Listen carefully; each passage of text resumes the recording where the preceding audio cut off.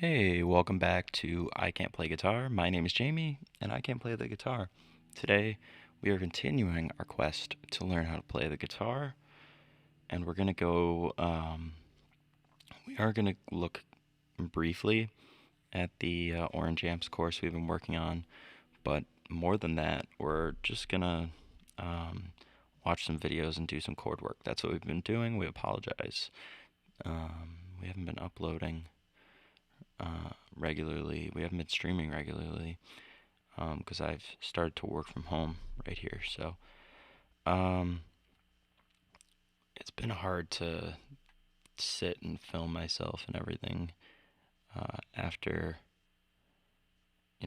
a full day of work, being on conference video and stuff like that. So, um, but we are committed to practicing an hour more every day. I really think that's the key, and I just want to play most of the time. I think if you can if you can get past the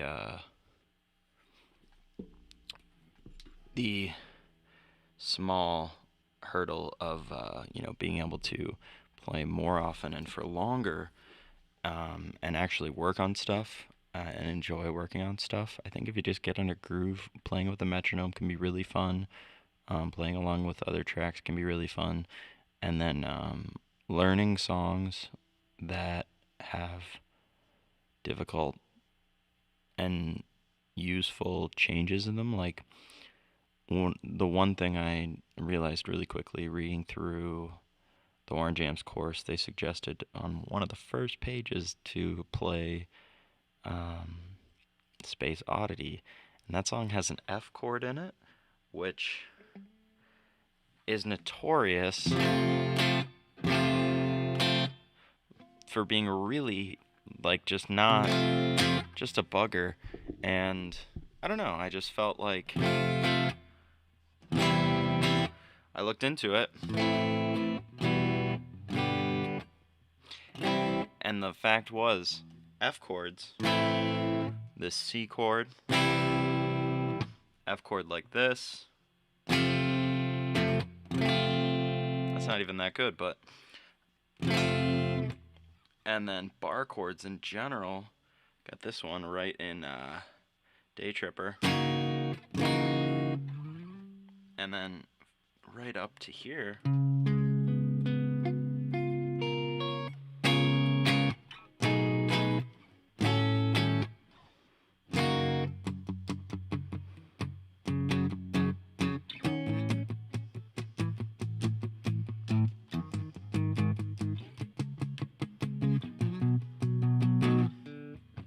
So I think work has paid off so far, but it just shows I've been playing, I don't know, just really hammering on those bar chords and working on my chord changes. I've picked songs that use, which is easy, you just pick any song basically. But when you start to want to learn songs, you're gonna figure out which chords are popular and which chords you just should fucking learn. And in my opinion,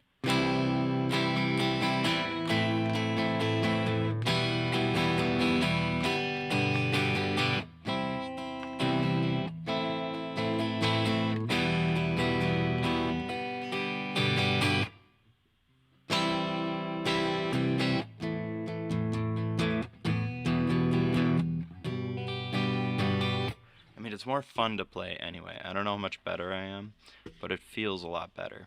So I'm actually just I might not work on the course because I do have to work this morning, so I just wanted to get in a little practice. But I'm just gonna, I think, watch some YouTube videos. This is what I've been doing is I tend to I found that I was just really, before I had my guitar, I was looking into guitar stuff and researching and stuff. But then when I got it, I still was doing that, but I wasn't playing. I was just spending blocks of hours of like looking up guitar videos. So I do still like doing that, but what I actually did was kind of made a little promise to myself that I would try as my best to work on chord changes and just my muscle memory while I watch those videos. So that's what we're going to do here. That's what we did last time.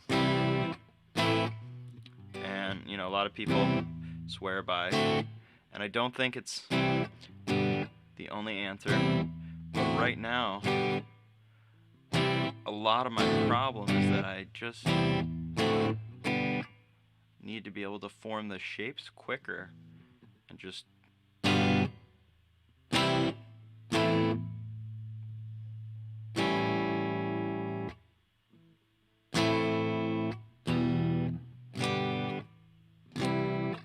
we're just gonna watch some videos here. Let's switch over to the next.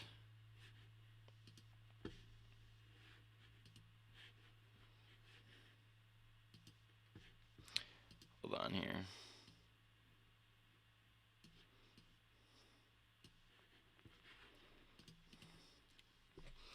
Alright, yeah, so we're just gonna watch some videos here.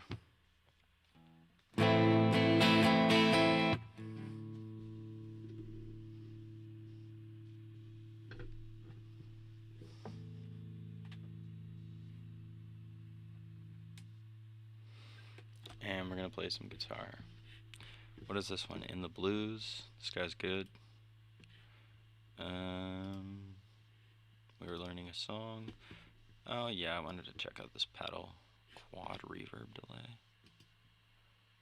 Played one rig for 30 days. Alright, this guy is great. If you haven't checked him out, Keith Williams, 5 Alt World, really cool. So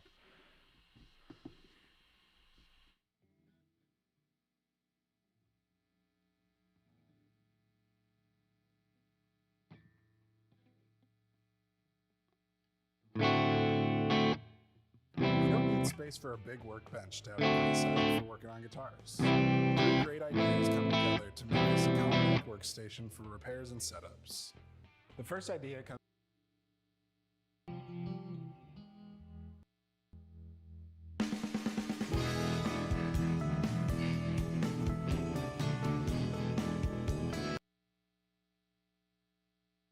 Hi, this is Keith Williams. Welcome to 5 Watt World, where we're interested in least gear. When I started researching this video, I typed in for 60 days and got a lot of videos about people in orange jumpsuits. That's not what this video is about. So though I did play the rig for more like 70 days, I settled on the title of For 30 Days. This video is about my experience playing just one guitar, one amp, and one small pedal board for over 2 months when we moved last summer. How I made my choices, the good and the bad, of why you might try the same experiment. If you enjoy our videos, take a minute to subscribe and hit the bell icon to be notified when we put out new videos. And if you've already subscribed, swing by the store to grab a t-shirt or a hoodie to support what we're doing here. And if you don't need another t-shirt but want to support the channel even more, consider becoming a member of Friends of 5 Watt. Check it out, there's a link in the description. Late spring 2019 found us getting ready to move from our home in the mountains of New Hampshire to a new home in upstate New York. As we were building a new house out here, but we're still living out there, we were back and forth as often as we could be. I knew that I wasn't going to be willing to let the movers handle the guitars, amps, and other studio gear, so I was looking for a time to move it close to the actual move. As it turned out, my sister had a bit of a health scare, and as families do, we all rallied to help out, so I had to make an extra trip to upstate. So at the last minute, I found myself packing all the instruments and amps that would fit in my car and making the drive, where I'd put all the gear in storage with my family. It also meant that I had to decide quickly, which guitar, amp, and pedals I was going to keep to play from then until we could move to the new house at the end of July. I thought I'd share the experience of choosing that small rig and what it was like to play just that rig for 2 months. If you follow the channel since the earliest videos, you might think that this is karma, some sort of cosmic payback for my posting the video, How Many Guitars Do You Need? I've certainly had a lot of comments trying to answer that question for me. There's been just under 500,000 views of the video so far, but there's over 6,000 comments. So you might say that, how many guitars do you need? Push some people's buttons. The most common answer to the question seemed to be N+1, where N is the number of guitars you currently own. Well, this is a story of N minus all but one, because I had to choose one guitar for all my playing for those 2 months until I could unpack the gear again. So why play one rig? There's actually lots of reasons. The first, and a good one to remember, is because you have no choice. Let's recognize that any struggle to limit yourself to a single rig, a single guitar, amp, pedals, presumes that you have a choice. As the expression goes, this is really a first world problem. So having said that, let's remember that most of us also started out with just one guitar. We learned as much as we could with that one instrument. I'd guess that it was also like the time of playing, when we learned the most, when we progressed the most rapidly. This is because it was the beginning, and we were learning so much so quickly. Folks in education will also tell you that having fewer variables, as in just having one instrument, one bridge, one scale length, one string tension, will make it easier to work on technique. I found that even after 40 years of playing, using just one rig for 2 months did much the same thing for me. I'd been constantly adjusting between different guitars when I sat down to play, and this one rig experiment left more time in each practice session to just get started working on technique or repertoire. I was going to be comfortable with that guitar as soon as I sat down because it was the same one I'd sat in the stand yesterday. I asked my friend Jeff McErlane, who's well known for his recent touring with Robben Ford and for his amazing catalog of lessons on TrueFire, if he'd ever consciously tried this. He said that when he started working with Robben, though he'd always considered himself sort of a Strat guy, Robben encouraged him to play his Les Paul. He told Jeff that he thought he played fewer things that were just plain Stratty. He felt like they were coming from a more purely improvisational place on the Paul. Jeff settled in and just played his Les Paul for a few months. He agreed that he really made progress on his voice for that guitar during that time. On the How Many Guitars Do You Need video, folks often comment that my examples like Clapton don't have just one guitar. Of course not. I wasn't trying to say that. But he will play a Stratocaster 95% of the time. And even those different guitars, those different Stratocasters, are all his signature model instruments. They're set up the same way from one to the next. So playing the same style of guitar will give you many of the same benefits of playing the same guitar. But in this case, I did have choices. So I started with the guitar. I'm a complicated player. I really love Telecasters and Telecaster tones, but I also love the sound of humbucking pickups that guys like Larry Carlton and Robben Ford get. So when I discovered Strandberg guitars in the winter of 2018, I knew that one of the guitars would get customized with some sort of humbucking pickups.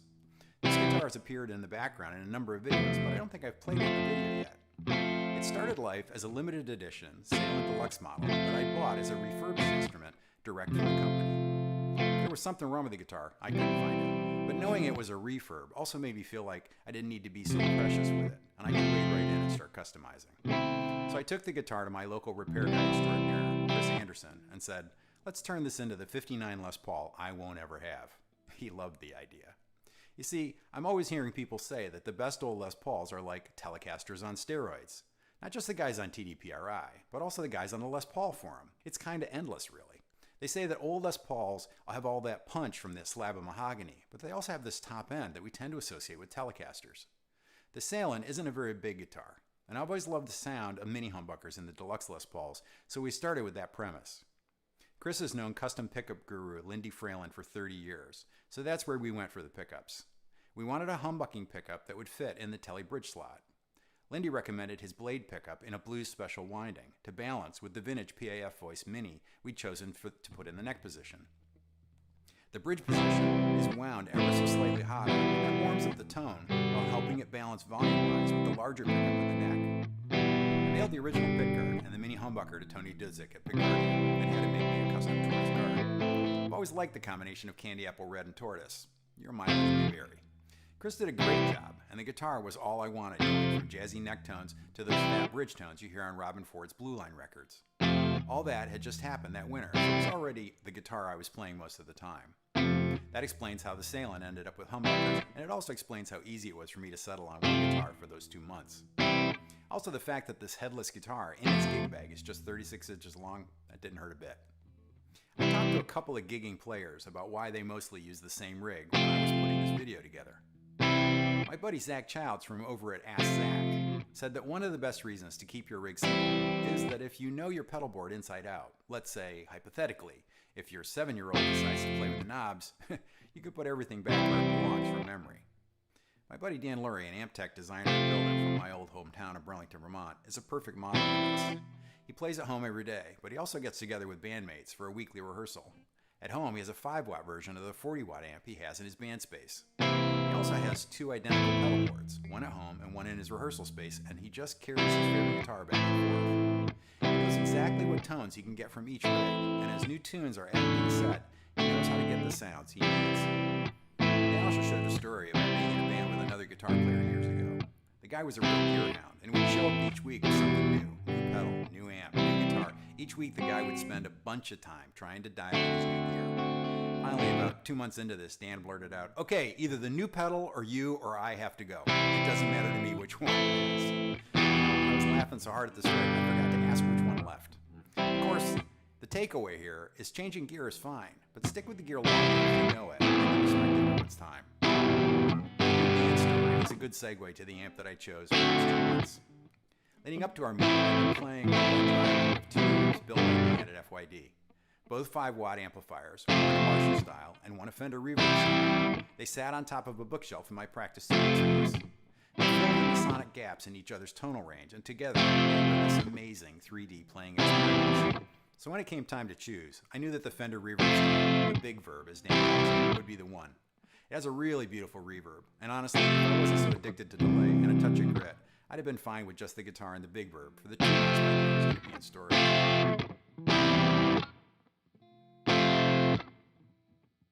This is a tomato. Think it's good for you? Think again. There's one simple trick to controlling your weight. Cardiothoracic surgeon Stephen Gundry says he solved the weight loss mystery. You really have changed the way. And that just left my grab-and-go little pedal board. I've moved over to using mono pedal boards now, but at the time I had this great little all-analog board I'd put together with a Pedal Train Nano and one of their Volto battery packs. I tested all the analog pedals with my True Tone milliamp meter, so I knew that none of them were drawing very much power, perfect for the battery pack. No power cords, just push the one button and plug it in between the guitar and the amp. Oh, and it bears mentioning probably, I actually ended up grabbing just 2 6-foot guitar cables. I knew that whenever I'd get to play, I'd be pretty much sitting on top of the amp. The 6-band EQ is the studio guy's best friend because it lets you sculpt the sound. It lets me take the customized Strandberg from a jazz tone to a snappy teletone just by moving a few sliders. Next is a pedal my old guitar teacher, Taylor from Laconia, New Hampshire, turned me on to, the Barber Electronics Bus. This is a combination of his burn unit and his Superstore pedals. Bus. My favorite Dumble-style pedal is the burn unit side, and with the flip of the switch, it's a hot-rodded Marshall pedal, the Supersport side. Both sides can be dialed for great edge of breakup tones, where I tend to live anyway. And then, with the turn of the volume knob, you're instantly into Talk to Your Daughter, or Back in Black mode.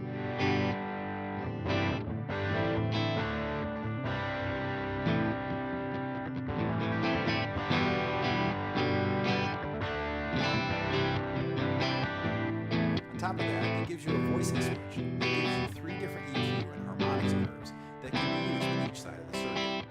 This is very 5-watt world, in that it can do a lot of different sounds with a very small footprint. I'd say it's my Swiss Army knife pedal, except it holds an edge better than any Swiss Army knife I ever owned. Next is the MXR Carbon Copy, a now classic analog delay with repeats dark enough to stay out of the way. It also has the ability to turn the modulation on and off, and inside there are micro pots for adjusting the modulation to taste. So this gives you an additional flavor on the board. And finally, I added an MXR analog chorus for faux Leslie sounds. This always seems to inspire me to go in a different direction with my combo. It's like an organ thing that's great for blues. And anything that can make you hear the music differently is welcome on any board, particularly on a small grab-and-go board. Oh, and using the EBS flat cables that Zach Childs turned me onto, I've recently squeezed a Polytune Mini on here, but last year I made do with an unsightly headstock tuner. So what did I learn during all that time? I think most of our families think we can just play exercises. Mine's likely to look up when I actually try to play a tune. During those 2 months, I'd started working on some arpeggio practice. This was at the encouragement of my Berkeley-educated teacher, and it was kind of brilliant. I'm just dyslexic enough for note names in theory to be a challenge, but Jared had noticed that if I focused on the intervals, the numbers, it was easier for me to learn the shapes than apply them around the fingerboard. But this was mostly warm-up, as I was really trying to hear my way through Pat Metheny Straddles. In a way, I still am. So what wasn't cool about one rig for 2 months? Well, I have to admit that I missed the sound of single-coil pickups, the tone and feel of the front pickup on a Strat, for example. Though there's lots of good reasons to play one guitar, there's also lots of good reasons to have 2 voices. Something else that helps you hear and then play things differently. In an old interview I saw with Mike Campbell from the Heartbreakers, he said that if you have one Fender and one Gibson, you can pretty much do anything. So having put together a Gibby-like guitar, I guess I missed the more feminine tones during those 60 days. This whole exercise reminded me why a simple rig is best for my guitar. So when we settled into the new house, I set up a version of my transition rig in the corner of the new family room, away from the computer. I added a music stand in the corner, and that's where I try to practice. If you run a YouTube channel, then sitting at the computer almost always feels like being at work. So stepping away to just play is a lot like the time I spent just playing that one guitar, one amp, and one little pedal board. Always a good reminder to know what works best for improving my playing. And that's probably the reason I'd encourage you to try this experiment for yourself. Report back to 5-Watt World in the comments. Maybe most importantly, this experiment made me focus on why I play guitar. To relax. To have something to do where I can always feel like I'm making some progress. And to make music that speaks to me. Maybe just for me. If you enjoyed this video on my one guitar experiment, hit the like button. And if you haven't subscribed yet, go ahead and hit that too. If you want to support these videos, stop by the store and grab a t-shirt or a mug. And if you don't need a t-shirt and want to support the channel even more, consider becoming a member of Friends of 5-Watt. The links are in the description. Thanks for watching. Until next time, thanks for being a part. I'm probably gonna grab one of those shirts eventually. Thank you, man. This guy does fucking awesome work. He's certainly not, like, as you can even see, like, admittedly, like, he's not a virtuoso or anything. But he's been playing, admittedly, for himself, like, I don't know what he said, like 45 years or something. So he just has a ton of experience and insight, in my opinion. Alright, so that's done. What time we got? Okay, we still got some time. Looper pedal tips, maybe not right now. Stack up, restrung. Okay, let's check this out.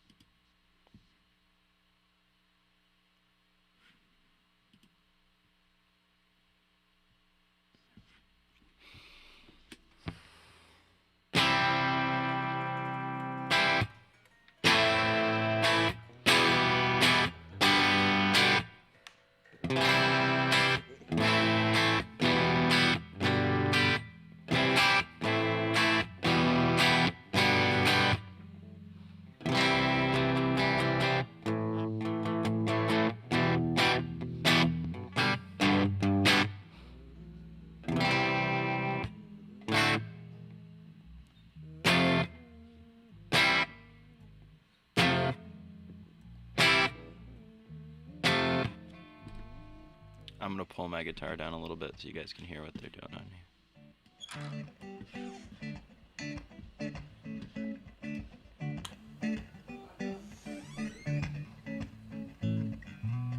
Oh, it's about to get loud, holy shit. Fresh from the creative school of Hard Knocks, I've developed my own reality of what I think it takes to produce something great.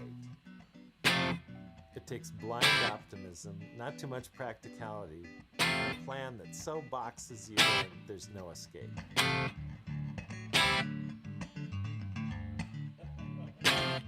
It's a lot like climbing in a small boat to sail around the world. Once you're out on the high seas, you are committed. If you don't completely box yourself in, you really run the risk that at some point, common sense is going to enter the picture and it will defeat your mad plan.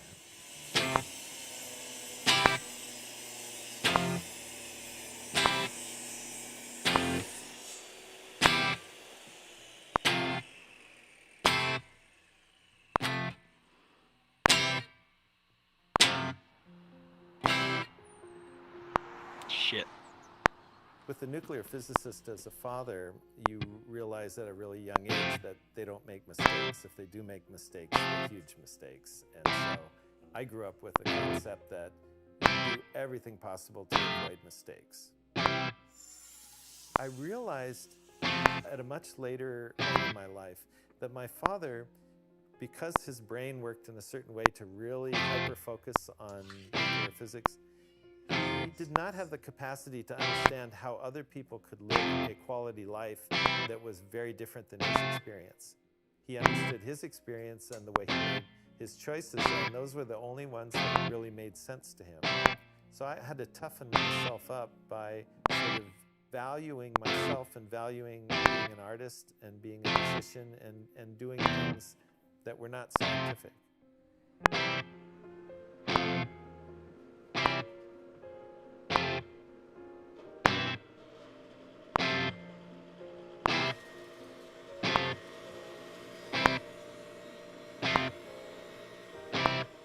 And then I would go, in the summers, I worked for my Grandpa Jack, who was wonderful because he had a farm, and I could be a boy working up there, and he was a problem solver. Things would go wrong every day on a farm, and it was up to him to figure it out. And he had a saying all the time, which was, it's just one of those things. We'd be out in the combine, going along, and we'd hit a rock, and it would break teeth on the combine, and he'd swear a little bit, take a shot of his Jim Beam whiskey, and then pull out some wrenches, and we'd start fixing it. It was sort of like, okay, we have 1 minute to have a little hissy fit about what's just happened, and then we don't have any more time to like moan about it. Let's fix it, and then we go on. And so I started to get a much looser feel that doing things is an adventure, and be open to it. Things are going to go wrong, and when they do, you'll figure it out, you'll fix them, and then you'll move to the next step.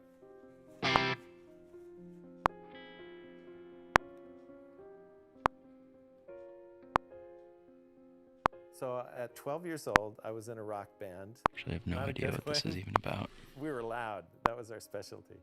And I went to my parents and said, hey, I'd like to buy a 12-string guitar. And I had enough money saved up from the little gigs that we had played to buy one. And they said, no, you have a guitar. Save your money. And at 12 years old, you don't want to save your money. So I just started a wood shop. And I said, how about if I buy the wood, can I build my own?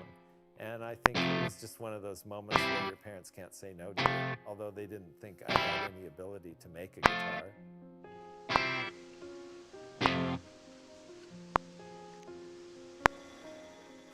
I'll be super embarrassed if this is Paul Reed Smith. It probably is. I don't know. I could see just a slight bit of doubt in his face, but he was really supportive and nice. But he knew an old guy named Tom. He built fiddles, and he built sort of Fender kind of Stratocaster guitar-shaped guitars, and he was a country western guy. And I remember my guitar teacher telling me, "Oh, Tom's a great boot." And he was, but he thought I was a cool 12-year-old kid, and he just said, hey, anytime you want to come over, he would set me up in his shop, and sometimes I'd sweep, and sometimes I'd sand boards. But he took me through all the stages on the first guitar, and when it played, oh my gosh, what an amazing thing that was.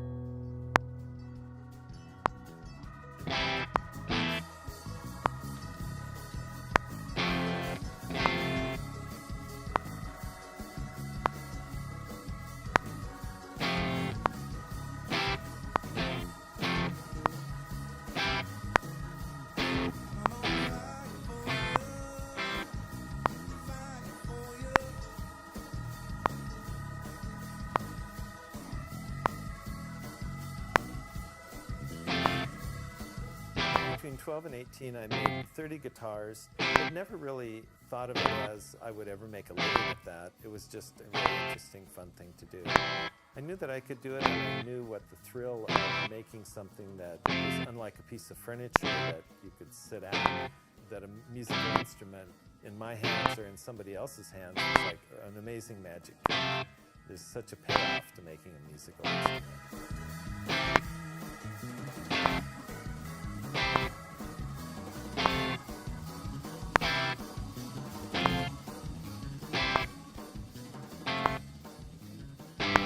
And so in the back of my mind, I had guitar making somewhere as a real joy, but not really as something that I would ever do for a living. I studied architecture for a couple of years and took a film class and just got hooked on animation and thought, wow, that's what I want to do. So I went to California Institute of the Arts and graduated from there and went into animation. I did a lot of medical films and science films and Sesame Street and television, and finally got to Disney, and I was at Disney for 18 years. And I started out as an artist, as an animator, and eventually became a department head, an artistic coordinator, and finally a producer of Chicken Little and Emperor's New Groove. When I had been there 18 years, I had just finished Chicken Little. I think I had one of those epiphany moments where you think, wow, that's like being born and graduating from high school. And I loved my time at Disney, but I realized I'd been there long enough.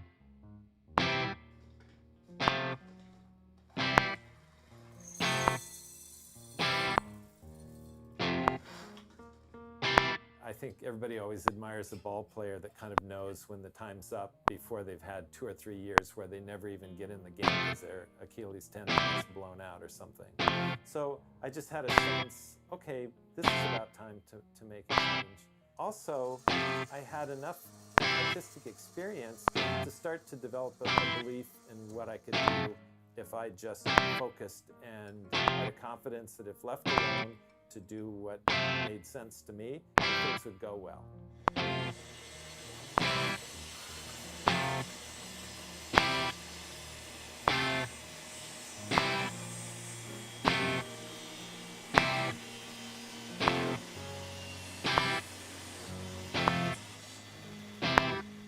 You get that confidence because there are certain days at a studio where nobody interrupts anything that you're doing, and you get into an amazing workflow with like-minded people and things happen. And so you think, wow, I could maybe do that all the time. When I sort of looked back over my career, starting as an artist and being a supervisor, and being a supervisor of more and more people, and then pretty much not being an artist, I thought, what point in that evolution would I want to return to? And, you know, honestly, too, what would I give up to go back to that?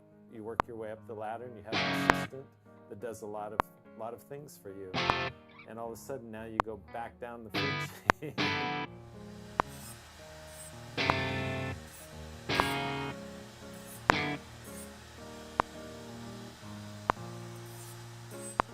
Work on some I bar love chords. the old-time saying that a camel is a horse designed by a committee.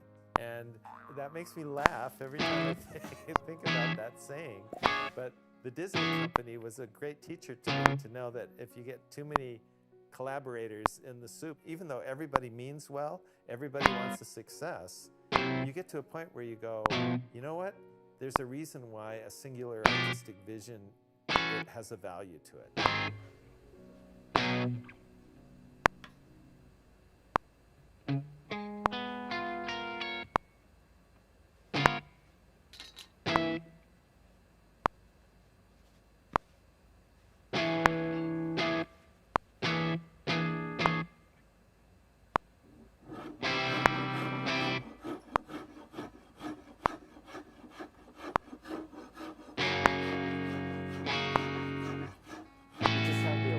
And watching the baton being passed in a 4-person relay race, you know, okay, each one of those 4 guys that's on that relay team, they're going to smoke. They're really fast runners. The critical nervous time is always when they're handing the baton off to the next guy. How smoothly is that going to go? There's, I think, an amazing camaraderie and team spirit and satisfaction in winning a 4-person relay race. And I think creatively, we all have our own ideas in our own head, even though we think we're explaining it very clearly to somebody else. Sometimes it's not quite as clear to them as what we thought we were explaining. I don't have to break any rhythm to explain it to anybody else, nor do I think at points in my creative process could I really explain it very well and have someone leave the room and go do what I said and come out well. Because while they were off doing it, I might have 3 or 4 other refined ideas of how I would do it.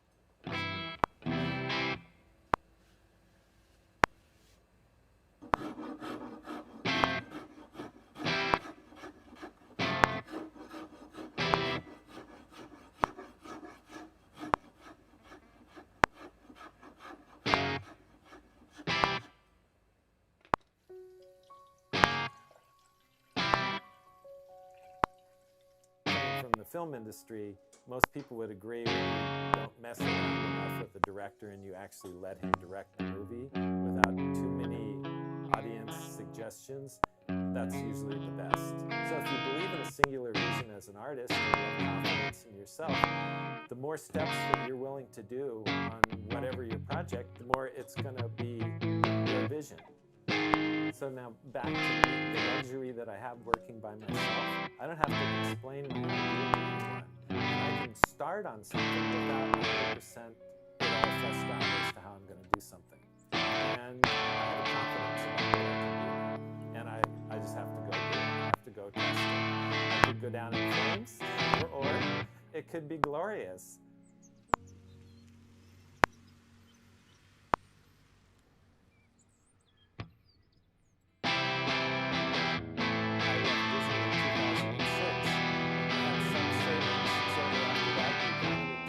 The stock market goes way down. I start investing money in materials, in pickups and everything. And so rather quickly, this big padding of money that you thought you had set aside, I've got safety net in case anything goes wrong, you realize, okay, I have to take myself seriously. I'm now in business. I made a little calculation early on and decided I was making about 1/10 of what I had made at the studio at one point. Of course, that's going to get a little better, and it has gotten better. But when you stop what you're doing, especially a career that you've been doing for 25 or 30 years, and leave all the cushiness and whatever you built up in your career, and you go back to square one and say, now I'm going to do something completely different on my own, it would be very unrealistic to expect to hit that same level at all. And to me, I had lower expectations and just said, if I can actually have more money coming in than going out, if I can pay the bills, make up for how wonderful the stock market is, that'll be enough. That'll be enough.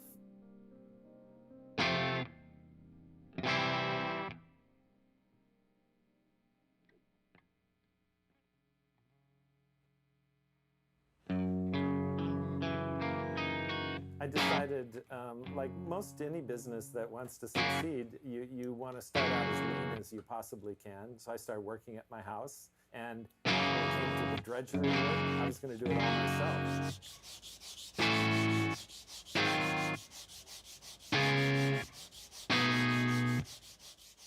The bane of any guitar maker's existence is how much sanding you have to do, how much shaping and getting out every last scratch. When you're making a high-end instrument, it's got to be perfect. I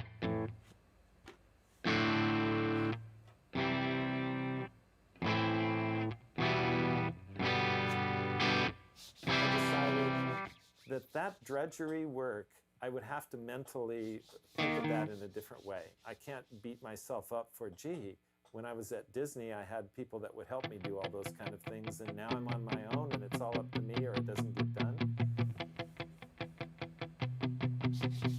Now, when I sand things and I do things that would be considered drudgery to a lot of people, my hands are doing what they're doing, and I'm daydreaming about the next things that I'm going to be doing. I'm thinking, I'm planning, and I actually enjoy that time. It's just the same thing as when you're driving to and from work.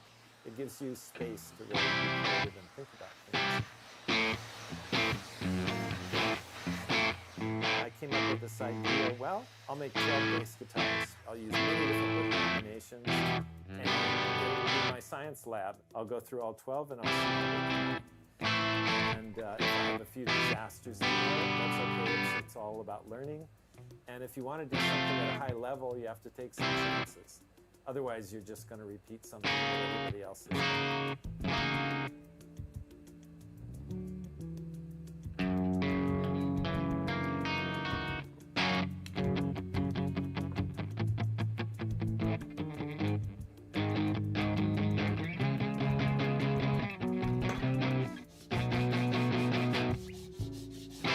I remember hearing a fellow who was an investment guru who said, you know what, I have to be right more than 50% of the time. That always stuck with me, that there's a guy admitting, if I'm wrong more than 50%, I'm out of business. But I don't have to be right 100% of the time to do my job. I just have to be right more than I'm wrong. So if you have that kind of a more loose philosophy, you allow yourself to try something. Yo, this guy's being super fucking candid. It's awesome. Great documentary. Really liking it. Gonna have to stick a fork in it soon, though. Players from Disney that were really good, and I would make them a guitar and get feedback from them. From Leo Fender, his whole thing was to hand out his instruments to country western players and have them take them for a month and give him feedback, and he would make adjustments based on that. So you've got the best players in the world test marketing your instrument and telling you what's good about it. Just little things, discomforts with the thickness of the neck, or the width of something, or the string spacing. And of course, everybody's slightly different, but you start to get a pattern of what's working and what isn't, and you make some adjustments. So I jumped into building bass guitars. I built one for Jimmy Haslett. Abraham Laboriel. Actually, I'd worked with Abraham Laboriel at Disney at one point and thought he was the most amazing guy I'd ever met. So I got hooked up with him through mutual friends and had him come over to the house and try out some of my bass guitars. And he stayed something like 6 hours. And he played every bass I had and gave me really unbelievably usable notes on each one. Not criticism so much as, wow, in the studio I would use this for reggae. Here's how I would dial this one.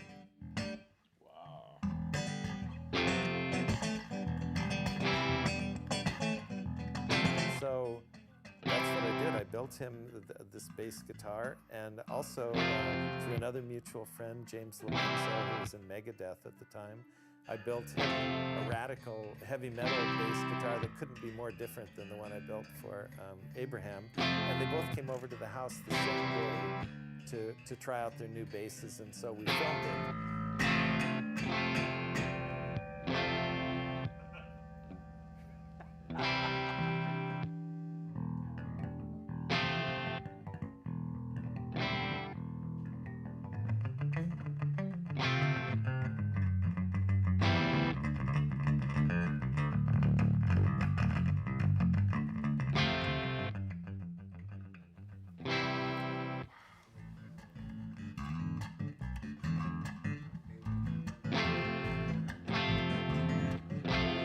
Nobody can do that for this bass.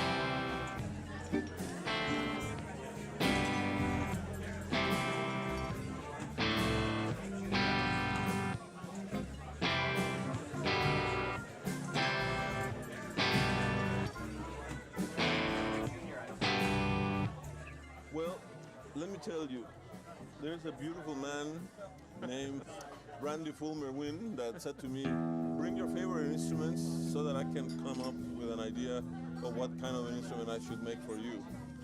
And what happened is that he concluded that I love to play the guitar. And we ended up deciding that what he really needed was a 6-string bass guitar tuned an octave lower than a regular guitar, because he's a fantastic flamenco guitarist and a great bass player. And let's build him a 6-string instrument that he could do both. He could go back and forth between his bass and his guitar playing.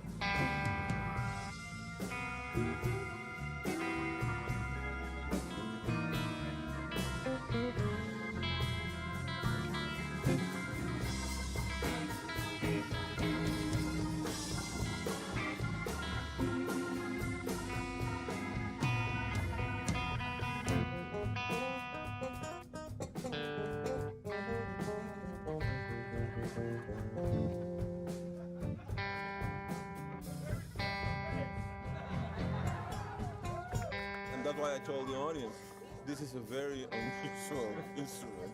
It's a very special instrument because it allows me to cross over into the guitar kingdom without losing track of my function as a bass player. I love playing the instrument. First of all, it obeys. Second of all, my friends that I'm playing with love the sound. And third of all, it's an instrument that inspires me to continue to keep playing. And this is a great advantage and a blessing to have a tool or an instrument that says, don't put me down, keep going, keep on going.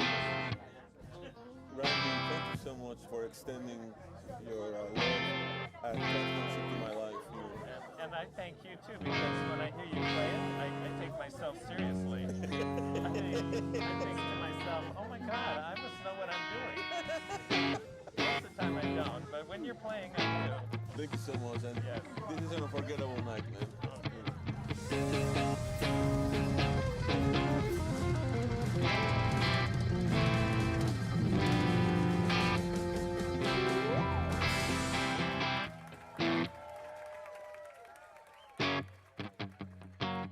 At that point, I had built 20 bass guitars.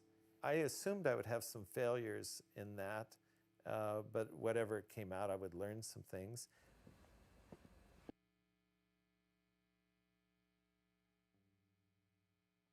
All right, well, I gotta clock into work soon, so we'll be back later. You can hear how loud that fan is behind me, but yeah, we'll be back later. For now, we're out of here. Thanks for joining us. Keep practicing.